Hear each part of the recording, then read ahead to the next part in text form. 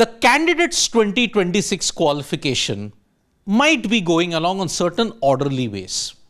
But one individual is taking a rather complicated route to go to the candidates. That is Hikaru Nakamura. Now, as we have told you, two guys from the FIDE circuit of 2024 and 2025 FIDE circuit, whoever tops that, will go into the candidates. 3 will qualify from the World Cup, 2 will qualify from the Grand Swiss, and 1 through the ratings point, the average rating points over a 40-match, 6-month period that you have to fulfill. Hikaru Nakamura, when you look at it, he's gotten 12 straight wins. Nothing odd about it, right? He is one of the greatest players that is there in the modern era. But where is he competing in?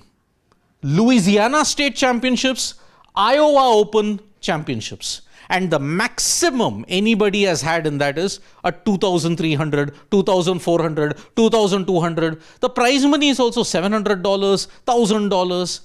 Why is Hikaru Nakamura participating in all of this? Because he's now only 11 games away from reaching the 40 required by December 31st to be eligible for the 2026 FIDE Candidates tournament. And how can he be eligible? The average rating system. Now, because he played in those 2 tournaments, when he won Louisiana, he got a rating spike of 4.8 points, 2,807. But after Iowa, look at the jump. He now has 2,815 ELO points. Magnus isn't playing. So that is why through that system, he will automatically go into the candidates.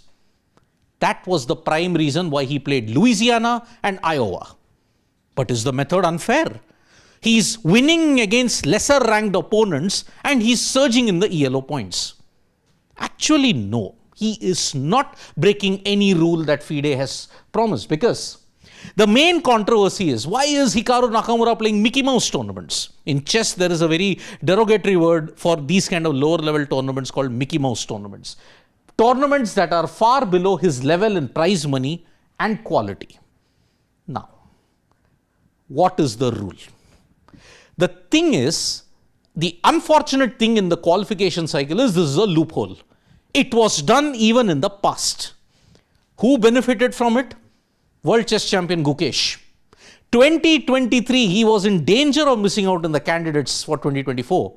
But at the very last minute, the Tamil Nadu government organized the Chennai Grandmasters. And he won that tournament and secured the pathway to the candidates. Even more blatant, Alireza Firouzja. He not only played one, he played 2 tournaments. Chartres in France and Open de Rouen. Now, Open de Rouen was a blatant thing. He got to choose his grandmasters. He won 7 out of 7 and he sealed the candidate spot. So is Nakamura going the wrong way? No, he isn't. And that is why, following the Alireza Firouzja fiasco, FIDE announced rules with events with at least 1 player rated over 2,700 or at least 1 woman in the 2,500 yellow category. But requirement can be waived with the approval of FIDE president or the qualifications commissioner chairman. That is the rule. Iowa and Louisiana were waived off by the QC chairman, and that's why Nakamura participated.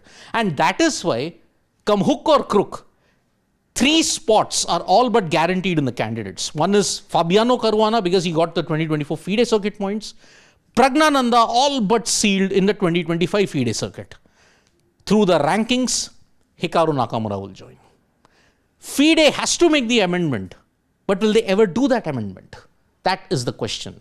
Because candidates, number 1 and number 2, without them, how on earth can you have a candidates? But Magnus doesn't want to play. Nakamura, with his disagreements through FIDE, has decided, I'll go through the longer route, but I'll still go to the candidates. Does FIDE need to amend the qualification pathway? You can write to us in the comments below. Thank you so much, folks, for joining us for this video. Subscribe to Sports Today for all the latest news and analysis.